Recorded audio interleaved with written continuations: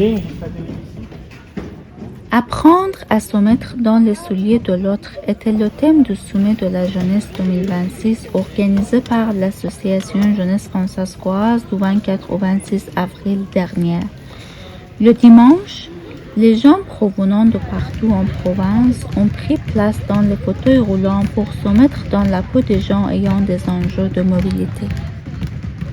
Se mettre à la place de quelqu'un d'autre. Puis souvent, la meilleure manière de se mettre dans la place de quelqu'un d'autre, c'est dans ses souliers, donc dans son mode de vie, c'est une réalité qu'on voit pas normalement. Donc c'est vraiment pour ça qu'on a choisi ce thème-là.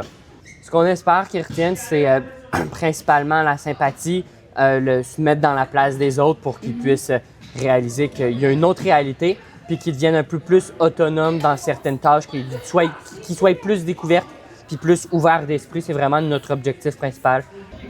Les participants expliquent pourquoi ils ont choisi de prendre part au sommet et ce qu'ils ont appris à travers les différentes activités.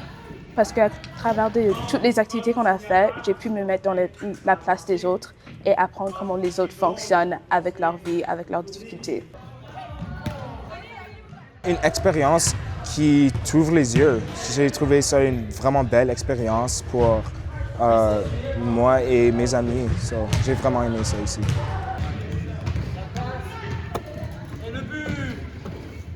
L'animateur de l'activité explique ce qu'il espère que les gens retirent de cette expérience. J'espère qu'ils comprennent comment les sports adaptés sont très importants, aussi qu'ils comparent très bien avec les sports qui sont normaux debout, mais aussi c'est juste un peu plus on expose un peu plus le sport adapté au basket fauteuil roulant parce que c'est ouvert au public qui sont debout aussi, qui sont avec un handicap. Cette journée a été marquée par la découverte, l'empathie pour ces gens francophones de la province rassemblés pour mettre le temps d'un fin de semaine des souliers qu'ils n'ont pas l'habitude d'avoir. Un reportage de Colnush Sarlac à Saskatoon pour L'Eau Vive.